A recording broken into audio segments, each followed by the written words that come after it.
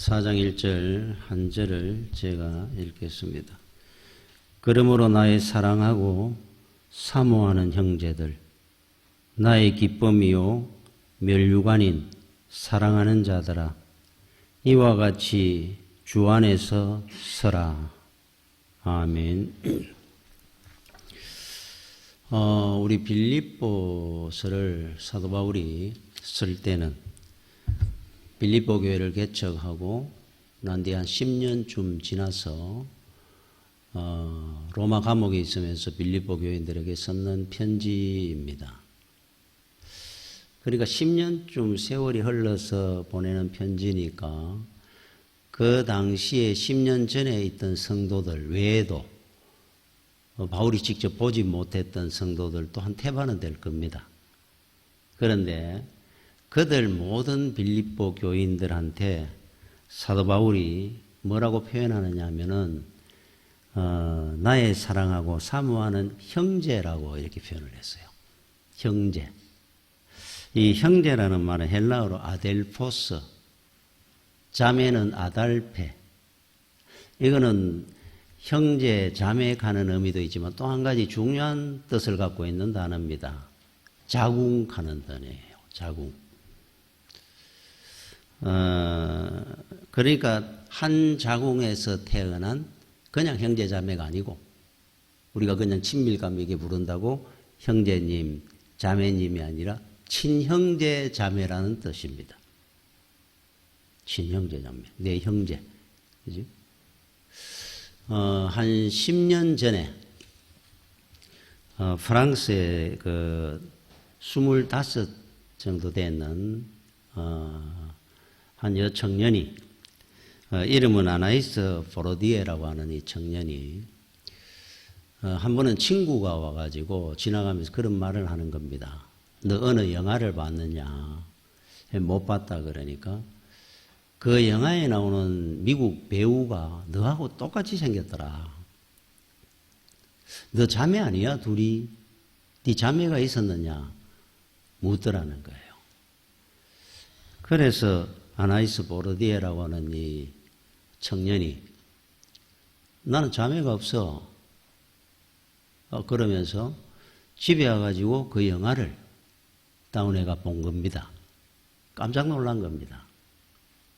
자기하고 똑같이 생겼는 거예요. 키나 이런 것도 똑같습니다. 자기가 보기에. 야, 어떻게 이럴 수가 있지? 그래서 그 여배우의 인물 검색에 들어가 보니까 그 여배우의 인물 검색에서 이런 내용이 나옵니다. 1987년 11월 19일생, 자기 생이라고 똑같습니다. 한국 부산에서 미국 뉴저지로 입양됨 써 있는 거예요. 자기는 11월 19일생인데 부산에서 프랑스로 입양되고 이 청년은 부산에서 같은 생일날 태어나가지고 미국 뉴저지로 양아버지 미국인을 따라서 입양이 된 겁니다. 그래서 자기가 그 배우에게 페이스북을 통해서 보낸 겁니다. 자기 생일 입양됐던 한국 부산이라는 곳. 그러면서 당신과 나는 쌍둥이인 것 같다. 그리고 그 다음에 메일을 보내면서 자기 사진을 보내고 보낸 겁니다. 그 미국 여배우가 보고도 깜짝 놀란 거예요. 같은 한국의 부산에서 1987년 11월 19일생 또 한 명의 여자가 프랑스에 살고 있는데 똑같이 자기와 그 당시에 어릴 때 이름을 김은화라고 자기 이름을 밝히고 그리고 현재 프랑스에 살고 있는 자기를 보낸 겁니다. 사진을. 자기 사진 같아요. 그러니까 서로가 우리가 입양되기 전에 쌍둥이였구나. 이제 처음 하는 겁니다. 25이 돼가지고. 둘이 만나게 된 겁니다. 프랑스 공항에서. 처음 일에 25년 만에 어릴 때 평생에 안 보던 자기하고 똑같이 생긴 청년을 서로 만난 겁니다. 어땠을까요? 서로 어색해하고 뭔가 이상하다 그러고 이랬을까요? 보자마자 껴안은 겁니다. 눈물을 흘리면서 막 볼을 비빕니다. 왜 그렇겠습니까? 우리는 한 자궁에서 태어난 쌍둥이 친형제니까. 25년 만에 처음 보지만은 그 애절하고 사랑하고 극적인 것은 더 한 겁니다. 누구보다도.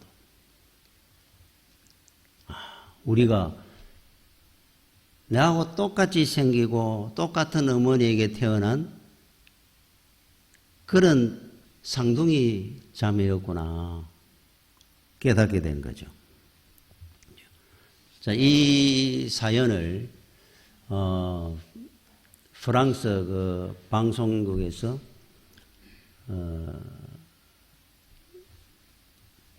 촬영을 해가지고 그래서 다큐멘터리로 제작을 해가지고 지금부터 10년 전 1915년에 실제로 프랑스에서 방영이 되었습니다. 이 사연을 가지고 두 청년의 이야기를.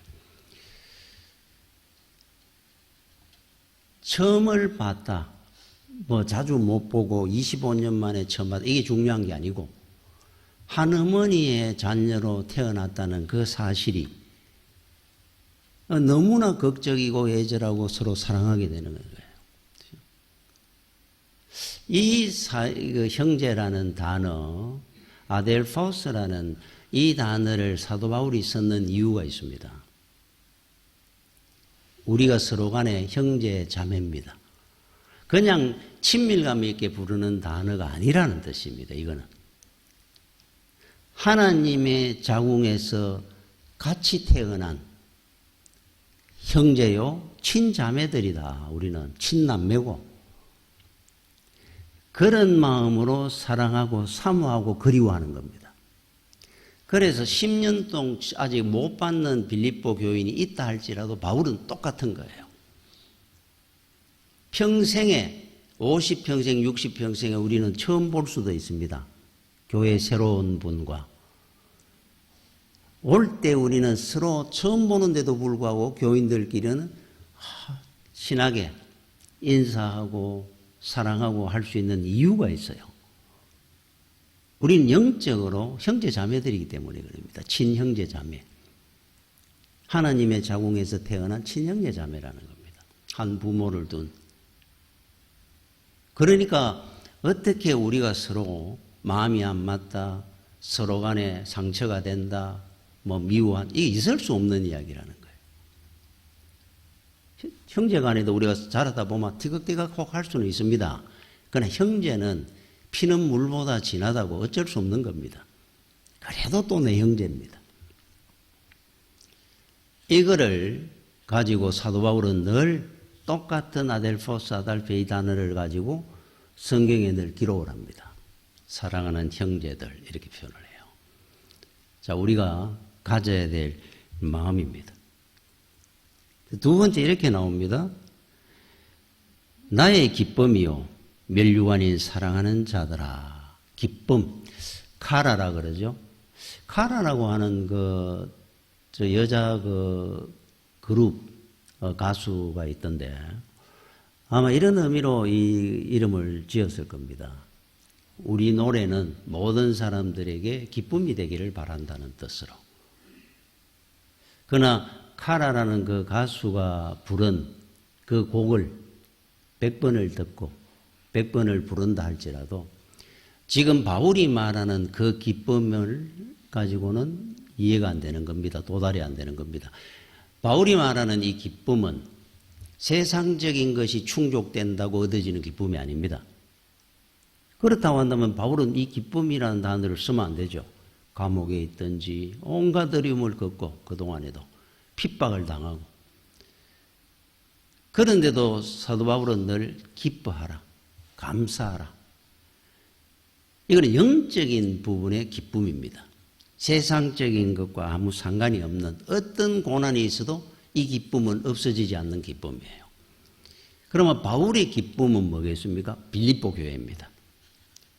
생각할 때마다 바울은 이 기쁨이 충만한 겁니다. 어떤 고난을 당해도. 또 이 기쁨은 하나님 앞에 갔을 때 우리가 느끼는 기쁨입니다. 세상 사람들, 불신자들은 도저히 경험해 볼 수 없는 그 기쁨을 누리기 위해서 많은 사람들이 목숨을 버리는 순교의 길까지도 갖는 거예요. 이 기쁨. 이제 하나님 앞에 갔을 때 우리는 누리는 이 기쁨을 이 땅에서 누리는 겁니다. 여러분, 우리가 하나님 앞에 갔을 때 하나님은 질문을 합니다. 너는 무엇을 하다가 왔느냐? 이 무엇을이라는 단어는 네가 공무원을 했느냐, 선생님을 했느냐, 사업을 했느냐, 뭐 이런 거를 질문하는 것이 아니라 그 일을 어떻게 하다가 왔느냐는 질문입니다. 네가 선생님을 했으면은 그 선생님을 어떻게 하다, 어떤 마음으로 했느냐, 국회의원을 어떻게 하다가 왔느냐, 공무원을 어떻게 하다가 왔느냐. 정말로 그리스도인답게 신실하게 향기를 내면서 주의 성도답게 네가 그 길을 갔느냐 하는 질문입니다. 이 질문이. 무엇을 가는 단어는 어떻게라는 단어입니다. 그 어떤 사람이 슈퍼마켓을 한다고 계약을 했습니다. 자리가 좋은 자리가 있다고 해서 했는데 그분이 급히 내놓은 급매를 했는 이유가 미국을 이민을 간다는 겁니다. 그러다 보니까 급매를 하게 됐는데 한 3천만 원 정도 싸게 하겠다는 겁니다. 내준다는 거예요. 그래서 기쁜 마음으로 계약을 했습니다. 그리고 다 막대금까지 나중에 다 치렀습니다. 나중에서 알았습니다. 주변에 큰 대형마트가 들어온다는 것을. 그래서 그분은 급하게 그걸 내놓고 처분하고 간 겁니다. 돈을 좀 깎아줘 가면서. 아이쿠, 이제 몇 개월 뒤에는 대형마트가 어느 자리에 들어온다는데 그 주변의 입지 조건이 여러 가지로 좋았으니까 야, 큰일 났구나. 그래서 똑같이 내놨습니다. 부동산에. 빨리 나도 이걸 처분해야 되겠구나. 그래 어느 부부가 찾아왔습니다. 계약을 하려고. 그래 이야기하는 중에 그랬습니다. 사정이 있어서 급매를 하게 돼서 우리도 한 3천만 원 내가 적게 받고 해주겠다고. 그래 그 계약을 했습니다. 한 주가 지나고 두 주가 지나는데 마음이 안 편합니다. 교회 새벽 기도를 나오든지 뭐 예배를 드릴 때마다 어느 한쪽 구석이 늘 무겁습니다. 성전에 왔는데 고개가 안 들어집니다. 야, 내가 이렇게 살아서 되나? 예수 믿는다고 하면서. 기도가 안 됩니다. 3주쯤 됐을 때 중도금을 받아야 될 때인데 전화를 한 겁니다. 사실은 저도 몰라가지고 계약하고 돌았습니다. 그런데 제가 그러고 나니까 마음이 안 편합니다. 그러면서 주변에 큰 대형마트가 어느 지역에 들어온답니다. 아마 경쟁이 안 될 겁니다. 그래도 하시겠다 그러면은 하십시오. 아니면은 안 하겠다 그러면은 제가 물러드리겠습니다. 그냥.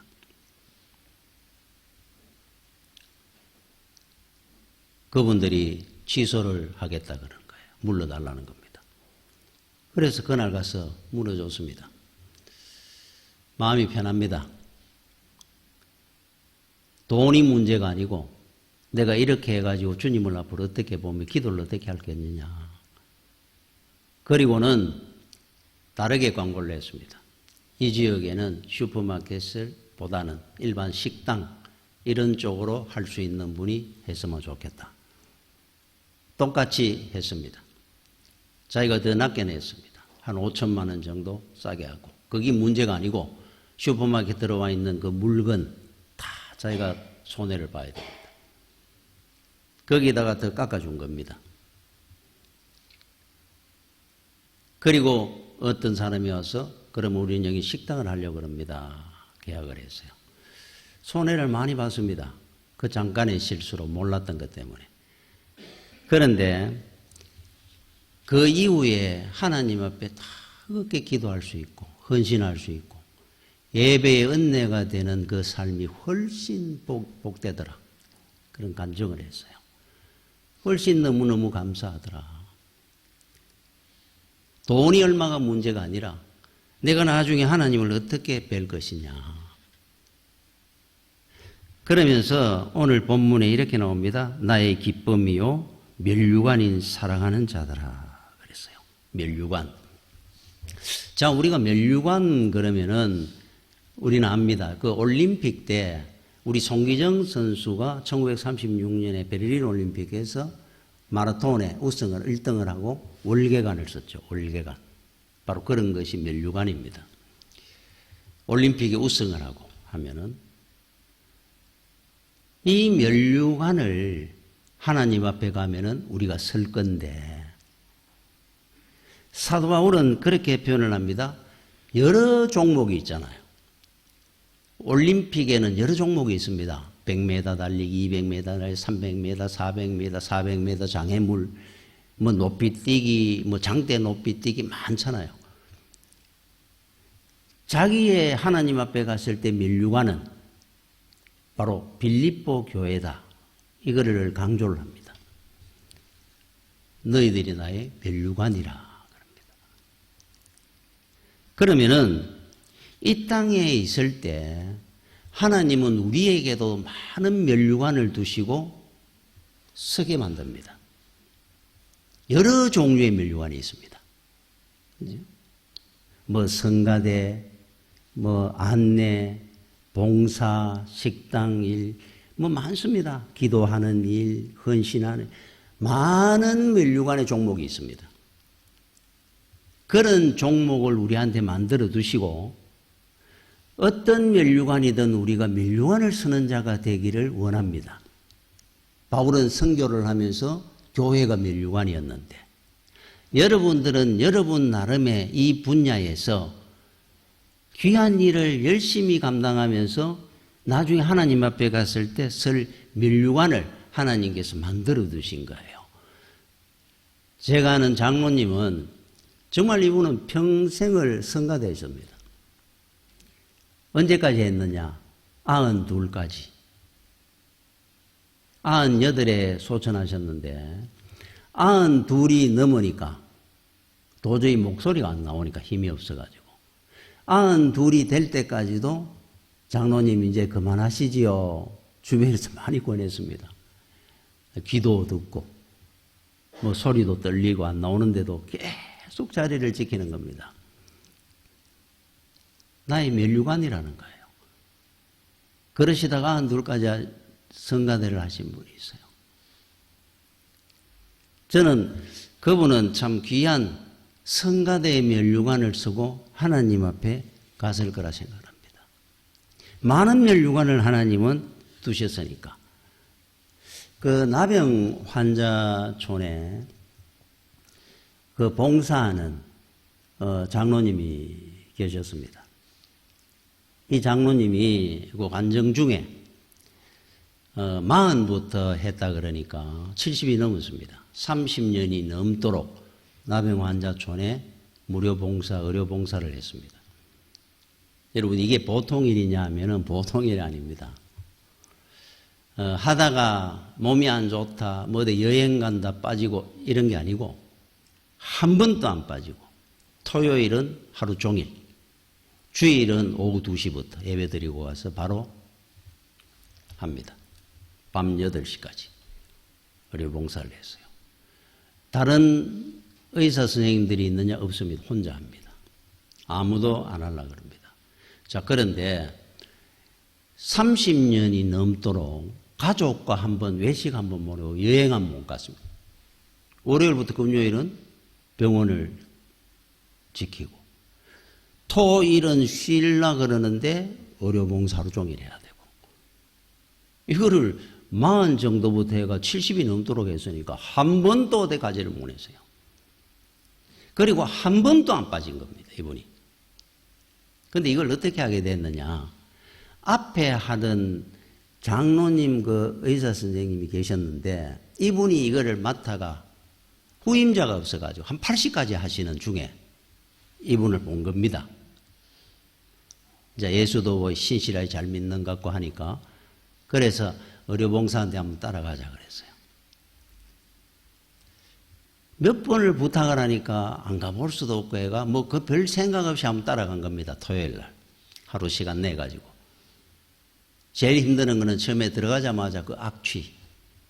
냄새가 그렇게 나더라 그래요. 하루 있다가 오는데 너무 힘들더랍니다. 그런데 그 다음 주일이 되니까 또 부탁을 합니다. 한 2, 3주를 피했습니다. 또 자꾸 피하기도 그렇고 평소 존경하던 분이라서 또 한 번 따라갔습니다. 이렇게 3개월, 5개월, 8개월 가다가 어느 날부터 냄새가 안 나기 시작하더라는 거예요. 냄새가 아니라 향기가 나기 시작. 여러분 생명의 향기는 그리스도의 향기는 사망의 냄새를 이깁니다. 원래. 그 장로님을 보니까 마음이 너무 안쓰럽다는 거예요. 나이가 80이 다 됐는데 해줄 사람이 없어 거기 묶여있는 모습을 보니까 언제 쓰러질지도 모를 것 같은데 그러다가 2번 가고 그만 토요일, 주일 가다가 그 장로님 보고 장로님 이제 그만 쉬십시오. 제가 하겠습니다. 이래 된 거예요. 이렇게 오래 평생 갈 줄 모르고 얼마 하다가 보면 또 맡아줄 사람이 있겠지 하는 마음도 있었고 10년이 지나고 20년이 지나고 70이 넘었는데 아무도 할 사람이 없어요. 이제 손도 못 놓습니다. 그리고 자기가 건강히 있을 동안에 놓고 싶지도 않더라 그래요. 이거는 내가 해야 될 일이다. 내가 하나님 앞에 갔을 때 뭐를 가지고 가겠느냐. 지금까지 하고 있다는 거예요. 이분은 하나님 앞에 갔을 때 그 의료 봉사에 있는 그 귀한 면류관을 쓰고 갈 겁니다. 그분의 기쁨이고 자랑일 겁니다. 어느 장로님이 간증을 했죠. 다른 사람들 다 번쩍번쩍거리는 면류관을 쓰고 가는데 혼자 개털모자 쓰고 가가지고 너무 부끄럽더라. 환상 중에 천국을 가봤는데. 여러분 지금부터 준비해야 됩니다. 최소한. 오늘부터라도 해야 돼요. 내가 하나님 앞에 갔을 때 개털모자 쓰고 가야 되겠습니까? 어떤 면류관을 쓰고 가야 될지를 여러분 지금부터 이제 준비해가 만들어 가야 됩니다.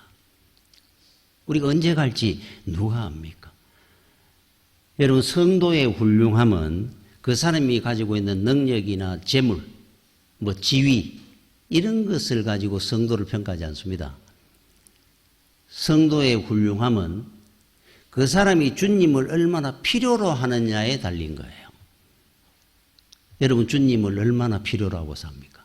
사도 바울은 내게 능력 주시는 자 안에서 주 안에서 나는 능치 못함이 없느니라 그랬어요. 그러면 주님이 아니면은 나는 아무것도 할 수 없느니라 하는 말하고 똑같습니다. 주 안에서 내가 모든 걸 다 할 수 있습니다. 주님이 아니면은 나는 한 발짝도 못 걷습니다.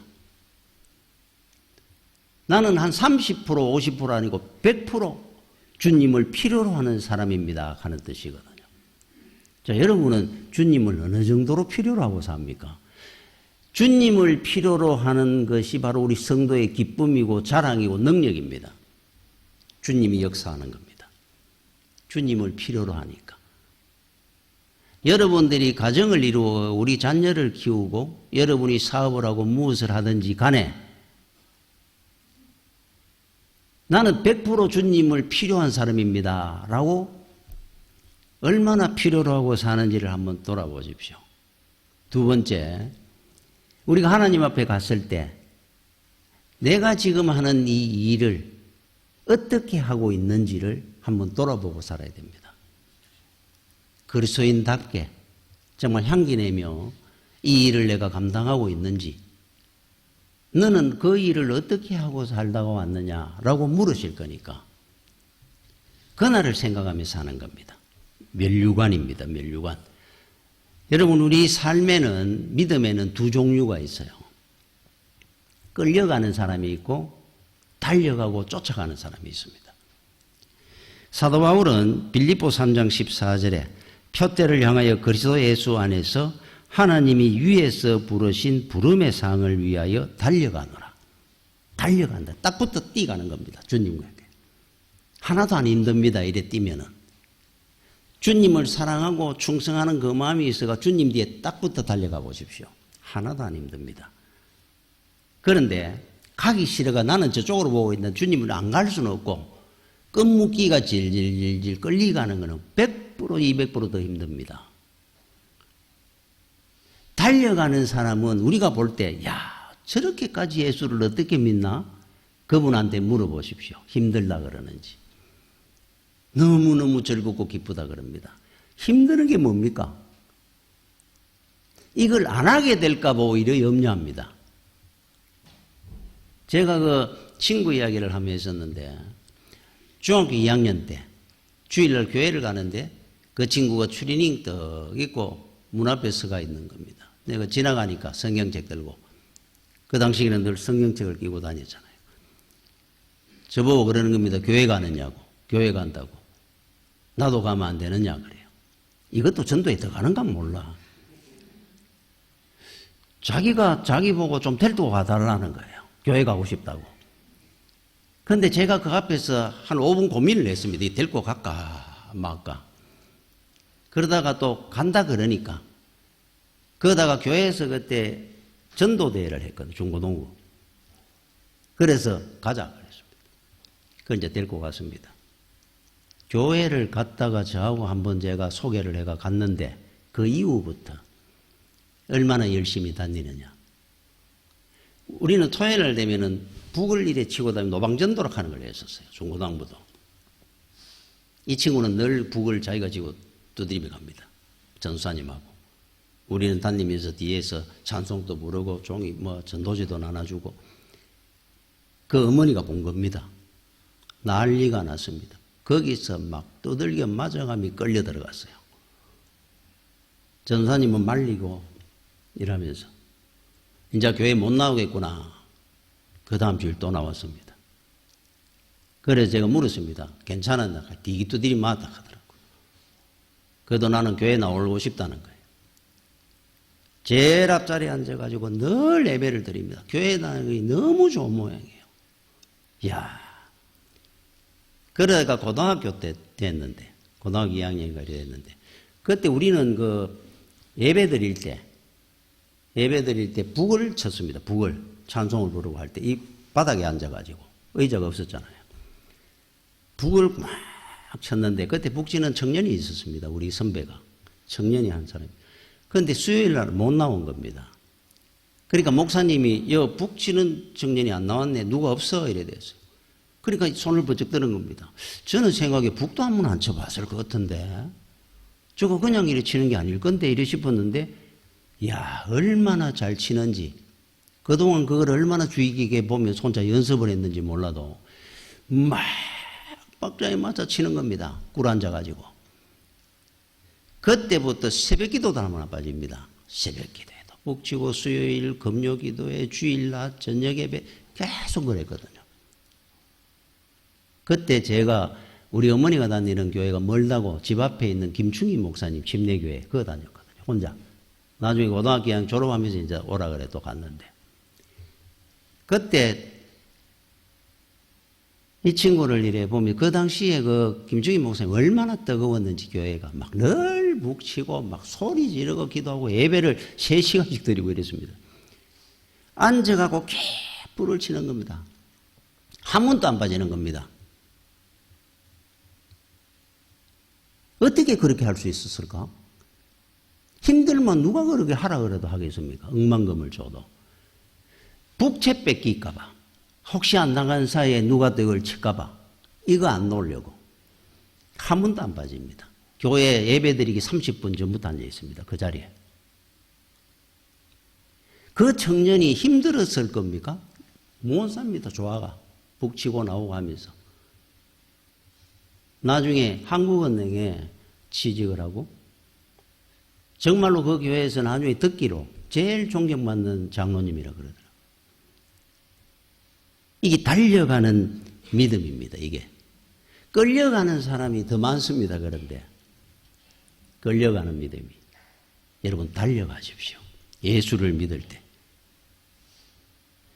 마지막으로 제가 이 본문을 한번 읽어보겠습니다. 면류관인 사랑하는 자들아 이와 같이 주 안에 서라. 서는 믿음은 뭐냐? 깨어있으라 하는 뜻인데 서락하는 게 헬라어로 스테코합니다. 스테코. 이 스테코하는 건 어떤지 하면 전쟁 용어입니다. 이거는 스테코.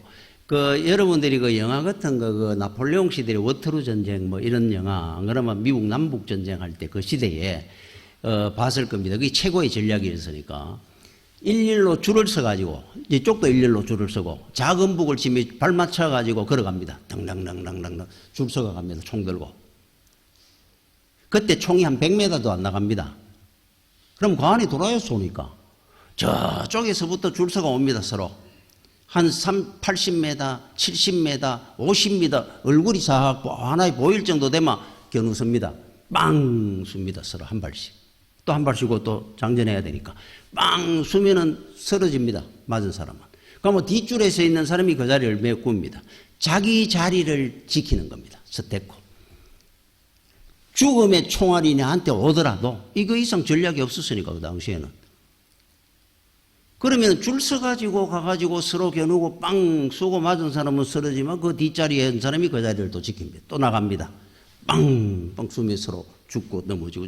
이게 바울 시대 로마 전쟁 때도 칼 들고 서로 들어가지고 찌릅니다. 백병전을. 그거를 보고 지금 이야기를 하는 겁니다. 바울이. 서락하는 거는 어떤 일이 있어도 세상에 물들지 말고 세상 가치관, 사고방식 저 사람들의 거기에 물들지 말고 믿는 성도답게 자기 자리, 성도의 자리를 잘 지키고 살아라 하는 뜻이 주 안에 서라 하는 뜻입니다. 자기 자리 잘 지켜야 됩니다. 여러분들은 우리 자리가 있습니다. 하나님께서 주신. 세상에 나가서 살더라도 세상 사람들과 똑같은 가치관과 사고방식을 가지고 살면 안 됩니다. 세상 사람들은 열심히 공부하는 이유가 뭡니까? 앉고 누워 살기 위해서 그러잖아요. 더 편하게. 서가 있는 사람보다 공부 더 열심히 하고 더 노력해가지고 나는 앉아있는 인생이 되고 싶어. 나는 누워서 사는 인생이 되고 싶어. 우리하고 반대입니다. 자, 그리스도인들이 믿음을 어떻게 살아야 되느냐? 앉고 누우면 안 되는 겁니다. 서야 됩니다. 전진해야 되니까. 사단마귀와 싸워야 되니까, 전쟁을. 그러니까 우리는 우리 자리를 서 있는 믿음을 가지고 살아야 돼요. 여러분, 베데스다 연못가에 38년 된 환자, 중풍병자가 있었습니다. 주님께서 그에게 네 자리를 들고 일어나 가라. 이 의미가 벌떡 일어납니다. 그 순간에. 이 의미가 뭔 줄 압니까? 오늘 38년 동안 네가 누워서 살았더라면은 이제부터는 서서 사는 인생이 되라 하는 뜻입니다. 믿음 안에서. 서라는 겁니다. 앉고 누워 나태한 믿음을 가지고 살지만 그러면 다 넘어집니다. 앞으로 마귀가 공격을 하면, 유혹을 하면.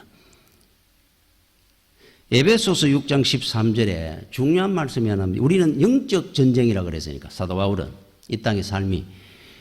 그러므로 하나님의 전신갑주를 취하라. 이는 악한 날에 너희가 능히 대적하고, 중요한 단어가 나옵니다. 모든 일을 행한 후에 서기 위함이라. 자, 모든 일을 행한 후에 앉고 누워버리는 사람이 있어요. 열심히 살아나놓고 그동안에 마지막에 가서 모든 일을 행한 후에 서기 위함이라. 그죠? 그 한국 교회를 이끌어온 대표적인 인물을 목사님들에게 어떤 누구라고 생각하느냐 질의를 한 것이 있어요. 1번 주기철 목사님, 2번 한경직 목사님 일어나왔습니다. 이분들이 존경받는 이유 뭐겠습니까? 끝까지 자기 일을 감당하고 끝까지 서 있는 믿음으로 살다 간 분들이기 때문에 그래요. 앉고 눕지 않았기 때문에. 가다가 우리 인생 잘 살고 여러분 열심히 기도하고 열심히 헌신해 놔놓고는 마지막에 앉고 누워버리는 사람이 되지 말라는 뜻입니다. 서기 위함이라. 다윗이 골리앗을 쓰러뜨릴 때 만군의 여호와 이름으로 내가 너에게 가노라. 돌멩이 하나 들고 그는 서 있는 믿음을 갖고 살아 있었습니다. 바세바 유혹에 흔들려 넘어질 때 그는 편안하게 왕이 되고 쉬고 있는 동안에 신앙 자체가 앉고 누워버렸기 때문에 그의 인생에 오점을 남기는 일을 행합니다. 마지막에 서기 위함으로 우리는 열심히 자기 자리를 짓고 헌신을 해야 되는 겁니다. 서서 있는 믿음이 되십시오. 마귀는 늘 앉아라 그럽니다. 누워라 그럽니다. 뭐한테 그리 고생을 하며 예수를 믿느냐고. 좀 편하게 예수 믿어도 되지 않느냐. 앉고 누워도 예수 믿으면 되지. 편하게. 믿음 없어집니다. 여러분 그 하룻밤에도 만리장성을 찾는다 하는 그 의미가 뜻이 어디서 나왔느냐 하면은 그 당시에 진나라의 시황제가 만리장성을 찾기로 결정을 합니다. 모든 사람을 20세 이상을 전부 부역자로 다 끌고 갑니다. 여러분 만리장성 봤습니까 그거? 한 번 가면은 평생을 만리장성 그거 샀다 죽습니다. 돌아오지를 못합니다. 다 온 국민이 다 붙어 샀습니다. 결혼한 지 6개월밖에 안 됐는데 새 신랑이 끌려갔습니다. 그 부인이 아무리 생각해도 너무너무 아쉽고 보고 싶습니다. 한 1년쯤 있다가 찾아간 겁니다. 물어가지고 남편이 있는 그 공사장에 가니까 총감독관이 있습니다. 이야기를 하니까 말도 안 통합니다. 면회도 안 된다는 겁니다. 외출도 안 된다는 겁니다. 여기 한번 들어오면은 평생 샀다가 가는 겁니다. 돌아가라 그럽니다. 그 여자가 그 총감독에게 부탁을 하면서 이야기를 합니다. 만약에 오늘 밤 한 번만 하룻밤만 내 남편하고 있게 해주면 내가 평생을 당신을 섬기고 살겠습니다. 그러니까 총감독이 보니까 아주 아리따운 여인이 하룻밤만 남편하고 있게 해주면 평생 자기를 섬기고 산다 그러니까 정말이냐? 정말입니다. 하룻밤이니까. 그러면은 밤에 캄캄한 밤 한밤중이 됐을 때 내가 빼내줄 테니까 아무도 모르게 해 뜨기 전에 돌아오느라. 예. 자, 빼줬습니다. 그 길로 두 사람은 도망을 갔습니다. 아무도 찾을 수 없는 먼 산골로. 자, 행복하게 살았습니다. 그 이후로. 자, 총감독은 어떻게 됐느냐. 그 뒤에 이게 발각이 나가지고 조사관들이 와가 조사를 내보니까 총감독이 빼줬다는 겁니다. 이건 엄청난 엄벌을 받아야 될 일입니다. 그래서 정해졌습니다. 네가 그 사람 빼줘가지고 문제를 일으켰으니까 네가 평생 그 사람 대신에가 만리장성을 샀다 죽어라. 이게 그에게 떨어진 형벌입니다. 여러분 하룻밤에도 만리장성을 샀는다 하는 뜻입니다. 그게 평생 그 사람 만리장성 다 죽었어요. 하룻밤 그 유혹을 못 이겨가지고. 여러분 지금도 사단 마귀는 우리한테 끊임없이 공격을 합니다. 왜 그렇게 서가지고 힘들게 예수를 믿느냐고. 사도 바울은 앉거나 눕지 말고 서 있는 믿음이 되라 그러는데, 전진하는 믿음이 되라 그러는데 끊임없이 유혹을 합니다. 그래서 네가 되는 게 뭐가 있느냐. 예수 잘 믿다가 나가 떨어지는 시험 드는 분들이 많습니다. 이렇게 전신갑주를 입어야 되는 이유가 모든 일을 잘 하고 난 뒤에 서기 위함이라. 평생을 서 있는 믿음으로 살기 위함이라. 그러면 서 있는 믿음은 어떻게 만들어지느냐. 사도 바울이 아마 그러면 이렇게 이야기했을 겁니다. 우리 힘으로 될 것 같으면 네 결심으로, 네 노력으로 평생을 서 있는 믿음으로 살아라. 이렇게 권면을 했을 건데, 자 오늘 말씀해 보니까 주 안에 서라 그럽니다. 주님은 영원히 서 계신 분이거든요. 주님과 함께 하면 하나도 안 힘듭니다. 우리도 함께 서 있을 수가 있어요. 평생. 주님은 평생 서 계시는 분이니까 우리도 그와 함께 하면 우리는 평생 서 있는 믿음으로 삽니다. 내 힘으로는 안 됩니다. 우리는 하루에 12번씩도 더 넘어질 겁니다. 더 주저앉을 겁니다. 앉고 넘어지고 할 우리가 평생을 서 있는 믿음으로 여러분이 승리할 수 있는 길은 주 안에서 여러분이 살면은 평생 서 있는 믿음으로 살게 되고 하나님 앞에 갈 때 귀한 면류관을 쓰고 주님 앞에 서는 날이 오게 될 겁니다. 기도하겠습니다. 주여, 은혜를 감사를 드립니다. 오늘 주시는 이 말씀처럼 우리는 친형제요 친자매고 또 하나님 앞에 우리는 기쁨이요 면류관입니다. 주님 앞에 서는 그날을 생각하며 오늘을 살게 하여 주시옵시고 주 안에서 서 있는 믿음으로 하루하루 믿음으로 승리하는 주의 성도들이 되도록 성령님께서 항상 지켜주시고 인도하여 주시옵소서. 예수님 이름으로 기도드립니다. 아멘.